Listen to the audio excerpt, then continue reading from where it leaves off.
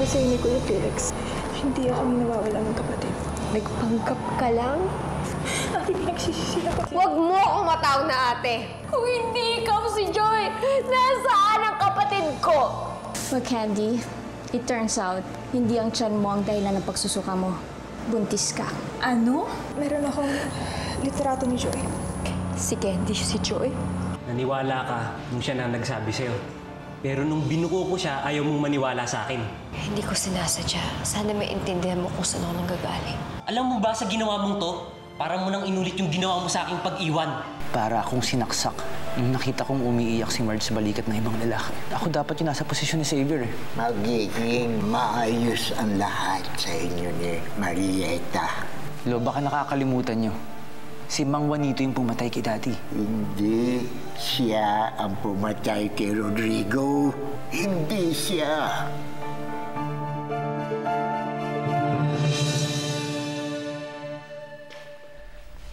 Hindi si Mang Juanito yung pumatay kay Daddy. Lolo, ano pong ibig niyo sabihin?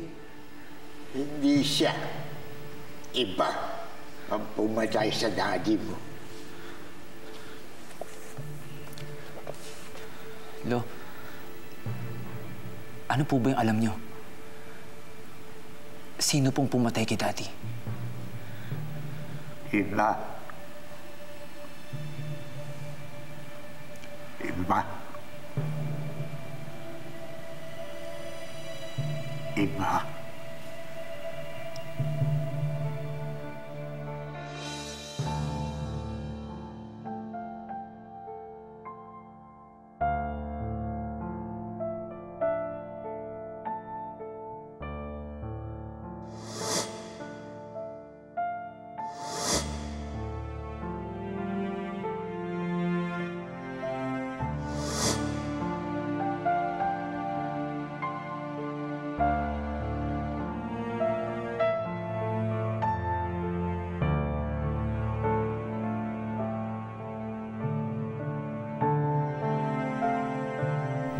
Malakot ka! Ano ba ginagawa ka? Ano, umalis ka nga dito? Umalis ka na!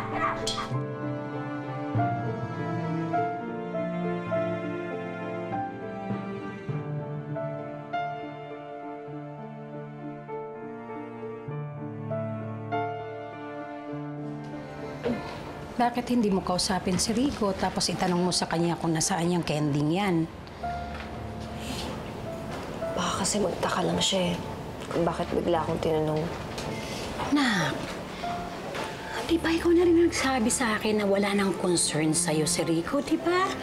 Oh, hindi mo na kailangan magpaliwanag sa kanya.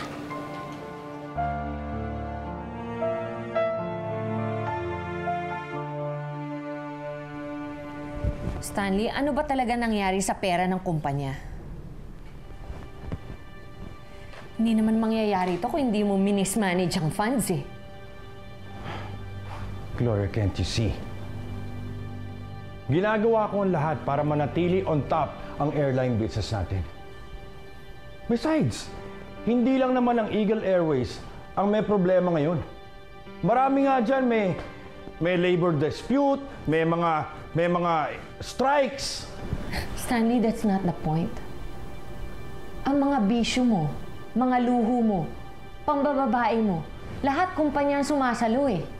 Ano na ba nangyayari sa'yo, ha? Asan na ang husay ni Stanley? Don't tell me. After 25 years, ngayong paguguho ang kumpanya na pinaghirapan namin itayo ni Rod nung araw. Correction. Tayong tatlo ni Rod ang nagtayo ng kumpanyang ito. Baka nakakalimutan mo? Na mag-isa mo ngayon pinababagsak? Alam mo, kung alam ko lang talaga what a loser you would be someday, hindi na sana kita pinatulan.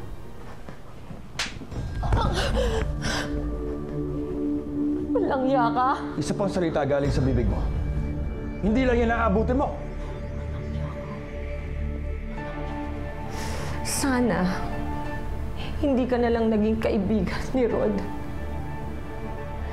Sana hindi na kita nakilala. Sana buhay pa ang asawa ko at ama ng anak ko. At sana buo pa ang pamilya ko. Tumigil ka na! Tumigil ka na! Hindi mo ba nakikita, Stanley? Ha? Unti-unti na tayong sinisingil sa mga kasalanan natin. Ano na lang ang sasabihin ng mga tao pag nalaman nila nangyayari ngayon, ha? All our employees, they can just walk out on us. Paano na lang ang image ng kumpanya? Wala nang matitira, Stanley. Nothing will be left. Kaya nga, huminahon ka. At tumigil ka na. Walang dapat makaalam sa mga problema ng kumpanya. Walang dapat makaalam sa krimen na ginawa natin sa asawa ko.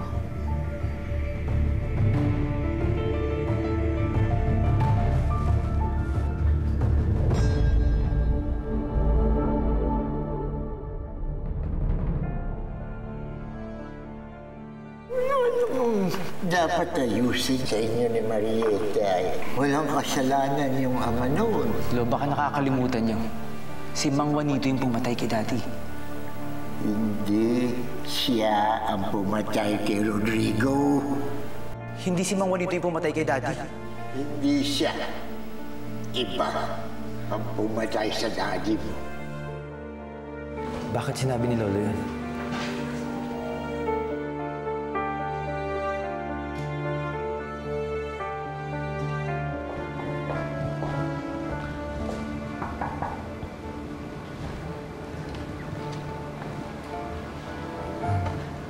Marge, nabalitaan ko yung nangyari kay Faye. Condolence. Salamat. Pasok ka. Upo ka muna.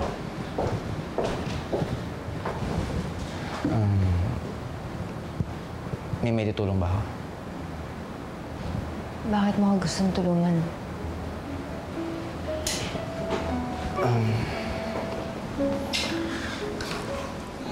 Di ba, ganun naman yung ginagawa ng mga employer sa staff nila kapag namamatayan to? Salamat, pero pwede mo akong matulungan sa ibang paraan. May gusto sana kong itanong sa'yo.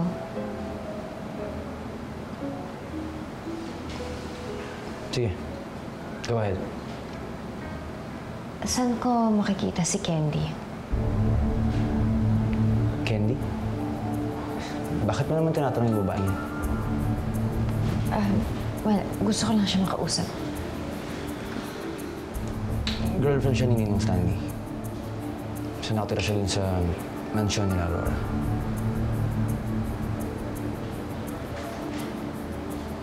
Marge, bakit? Wala. Salamat sa impormasyon, ha? Marge. Di ba ilang beses mo sinasabi sa akin na hindi si Mang Juanito yung pumatay sa tatay ko? Totoo ba yan? Bakit mo tinatanong? Wala. Di bali na lang.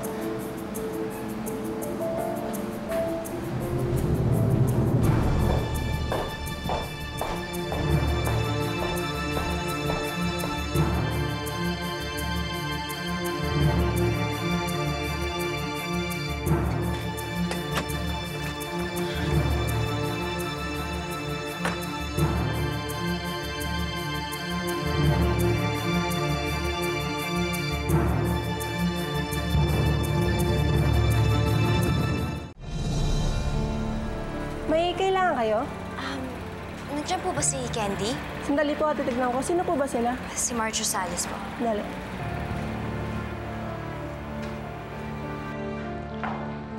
Ma'am, may naghahanap po sa inyo. Marge Rosales daw po. Anong kailangan mo sa akin? Wala pong sinabi. Sabihin mo wala ako, umalis na ako. Sige po.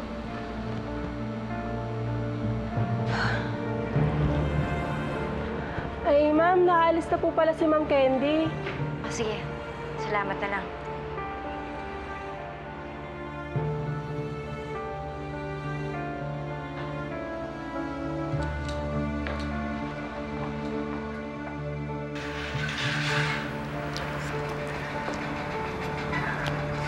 Che, pangit mo. Chip-chip ka, taxi? Ew.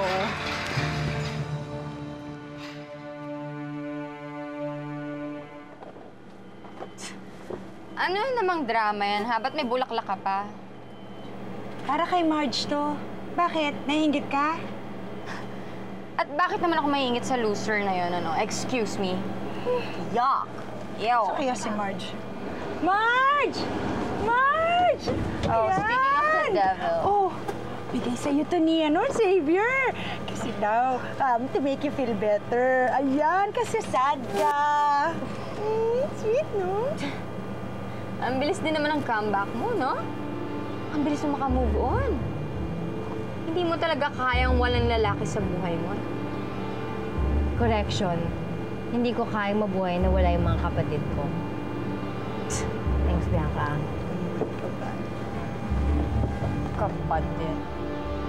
Whatever, loser. Gusto ko sana makausap si Candy kanina. Kaya lang, hindi ko siya naabutan. Sinong magkala na siya palang kapatid mo? Oo nga eh. Kung nagkataon na nagkarelasyon sila ni Rico, mas naging komplikado pa ang sitwasyon. You still love Rico, don't you? Mahal mo pa rin si Rico? Oo. Mahal ko po si Rico.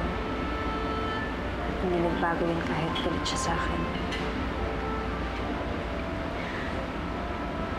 Sorry, Xavier, ah. Sorry kung nasasaktan kita.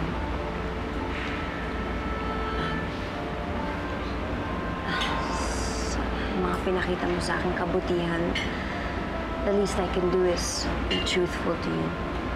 And I appreciate Marge. Thank you. Xavier,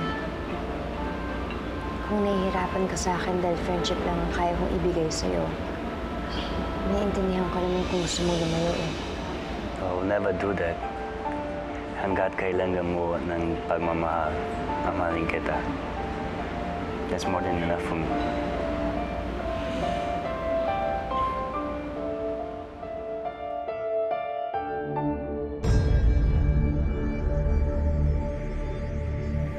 Ano na lang ang sasabihin ng mga tao pag nalaman nila nangyayari ngayon, ha? Wala nang matitira, Stanley. Nothing will be left. Kaya nga, huminahon ka. At tumigil ka na. Walang dapat makaalam sa mga problema ng kumpanya. Walang dapat makaalam sa krimen na ginawa natin sa asawa ko.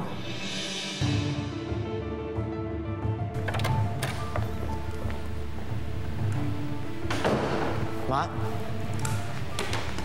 Rico, May tatanong sana ako sa inyo eh. ano yun eh? May sinabi sa akin si Lolo tungkol doon sa pagkakapatay kay Daddy. Ano naman ang sinabi ng lolo mo?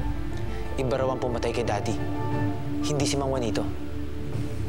Alam mo, Ma, napag-isip-isip ko rin eh. Posible nga kayang hindi si Mang Juanito yung pumatay? Totoo kaya yung sinasabi ni Lolo?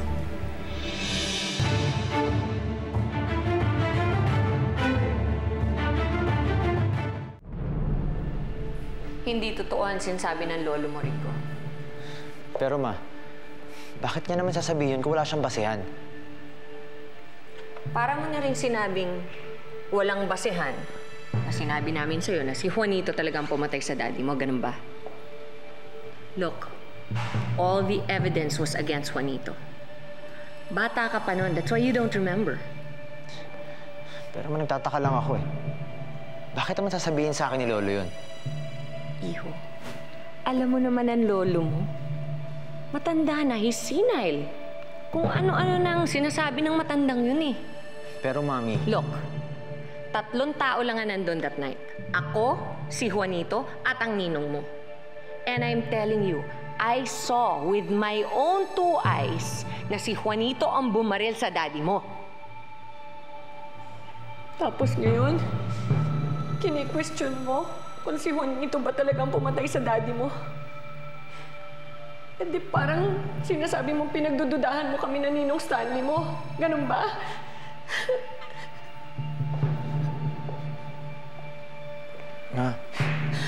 Ma, I'm sorry. Tama na, huwag ka na umiyak.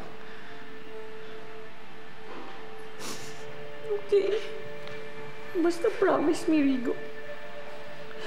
Kahit kailan, hindi mo nabibigyan ng benefit of the doubt yung Juanitong yan. Dahil sinasabi ko sa'yo, anak, siya lang at wala nang iba ang pumatay sa ama mo. Okay? I hate having to remember all these things. Ma, tama na. Napakasakit, Rigo.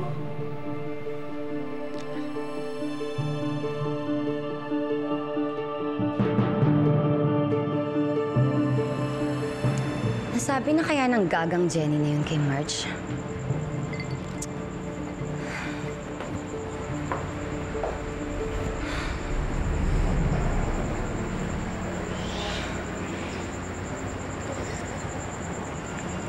Anong iniisip mo? Kung ikaw kaya ang tanungin ko niyan. Ako, iniisip ko yung daddy mo. Talaga? Iniisip mo si daddy?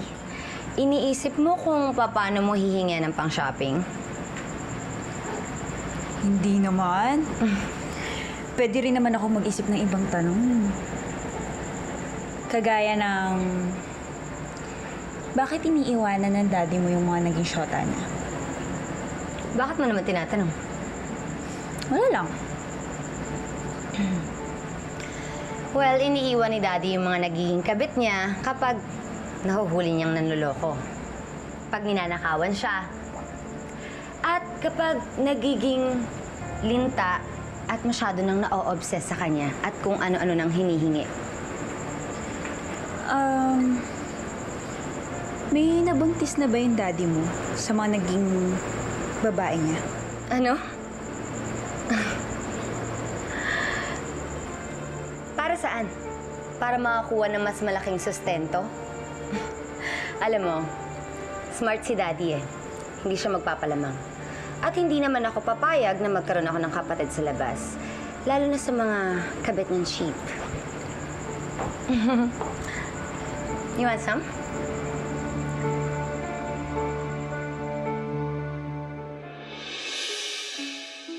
Panginoon, sana po magkita na kami ni Candy, ni Joy. Sana rin po magkaayos na uli kami ni Felix. At pag maliwanag ng lahat kay Joy, magkasama-sama na kami magkakapatid.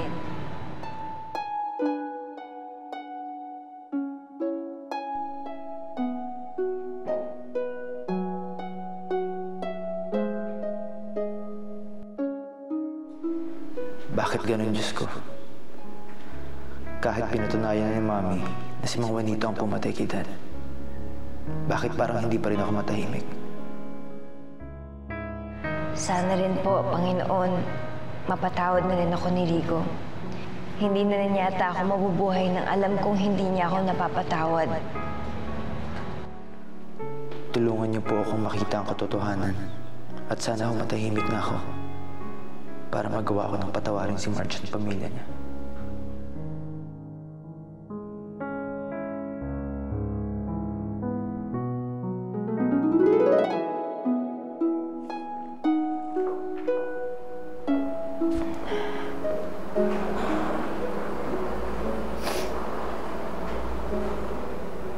Rigo?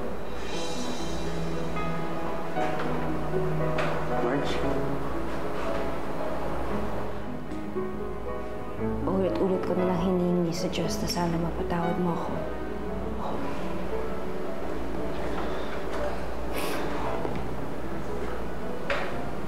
Naging palaisipan sa akin isang bagay. Marge, bakit mo iniisip na inosente yung tatay mo? Bakit mo tinatanong?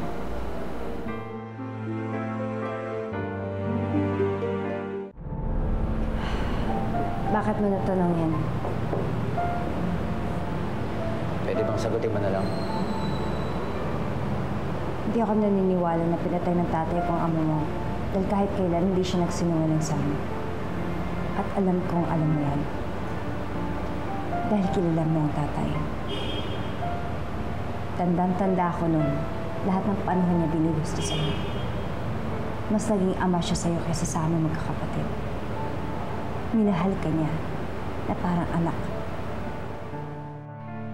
3 tao lang ang nandun that night. Ako, si Juanito, at ang ninong mo. And I'm telling you, I saw with my own 2 eyes na si Juanito ang bumaril sa daddy mo.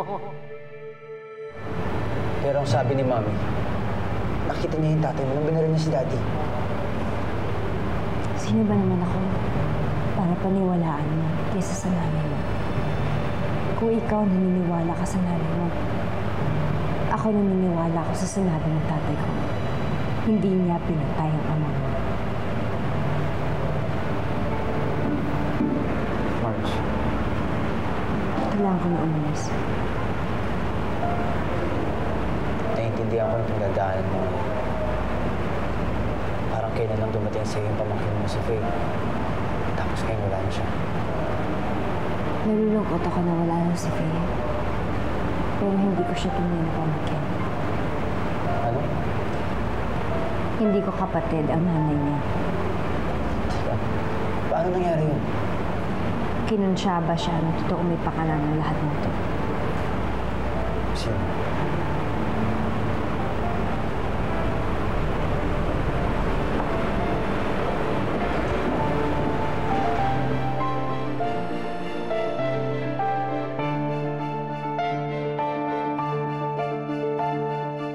Ma'am, bawal po kayo pagagalitan. Bitiruan mo ako! Pagagalitan po kasi. Ang ginagawa mo dito? Alam ko na ang lahat. Ikaw ang may kagagawa ng kay Jenny. Congratulations. Matalino ka pala. Napakawalang hiya mo. Dati gumawa ka ng paraan para matanggal ako sa trabaho ko. Ngayon gumawa ka ng paraan para maghiwalay kami ni Rigo. Ano pa ba ang gusto mo? Ang maramdaman mo lahat-lahat ng sakit na dinulot mo sa akin. Nang ipagpalit ka sa akin ni Rigo. O pues ngayon, nakuha mo na, di ba? Masaya ka na? Ngayon ilabas mo si Candy. Ba't mo siya inanap dito? Dahil siya si Joy Flores. Ang bunso kong kapatid. Ang matagal ko nang nawawalang kapatid.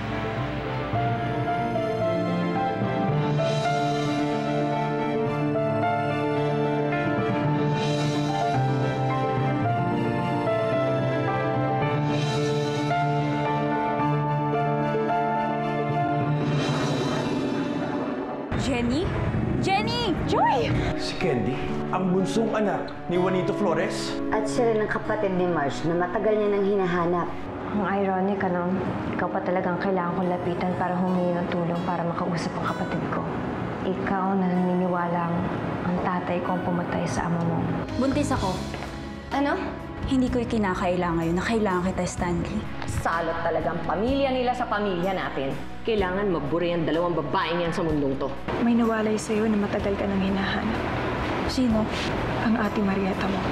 Hindi dapat mawala si Candy sa poder ko. Hindi siya dapat makuha ni Marge. Tayo mismo ang gagamit kay Candy laban sa sarili niyang kapatid. Sigurado ka ba na gusto mo akong pakasalan? Sigurado, Candy.